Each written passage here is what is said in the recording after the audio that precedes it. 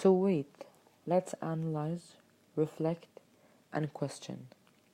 The first thing I'll be talking about is the weaknesses and the limitations of the research.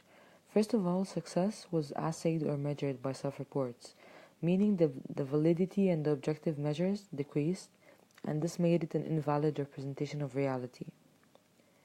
Another major drawback is the fact that this study is a cross-sectional study, meaning that it only involved a certain sample at a certain time rather than being measured through time, and this is less efficient than longitudinal studies because it doesn't clearly identify the cause and effect. Behaviors might also differ in different environments and mood and in different situations, and this makes it highly unreliable. So let's talk about the Big Five model in general. First of all, it doesn't account for biological influences on personality.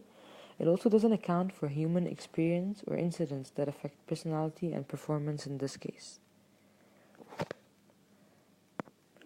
Another drawback of the Big Five is that it's limited in anticipating behavior and explaining certain behaviors and personal incidents.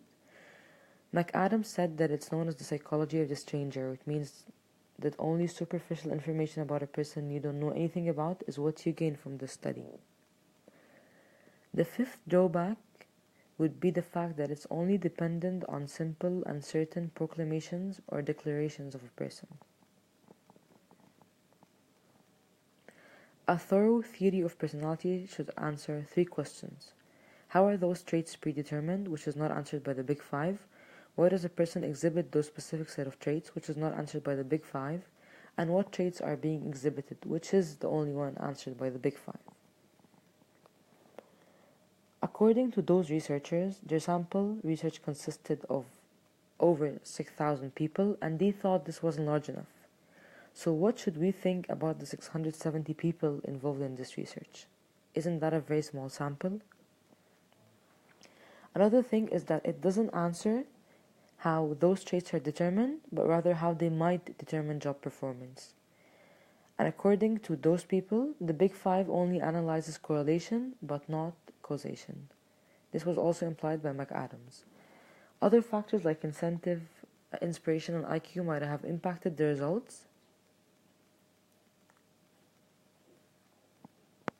And is the Likert scale even a good method? First of all, the cumulative space between the items might be unequal. If a question appears to reflect a positive trait, it will be answered in that manner even if not honestly, and some people don't like choosing the extremes and thus they go for the middle ground. So what are the strengths of this paper? First of all, males and females involved were almost close in number, so this ensures that no gender bias took place. Another thing is that it can be used by employees and recruitment companies, and it can help in the company's selection of such individual with entrepreneurial background to lead the company towards success. Another strength is that since it is self-observed or self-assayed, it is not open to an observer's bias, and this is based on a study done when observing the psychology of birds. Future directions could be that this research can be improved in the future by the use of longitudinal studies to ensure that the results are consistent and thus reliable. It also has to put into consideration other factors like IQ and incentive. Some research questions that they could ask is, do other traits predict entrepreneurial success? Can this research be used by employment companies? Does this research apply to people everywhere or only to a specific country or area?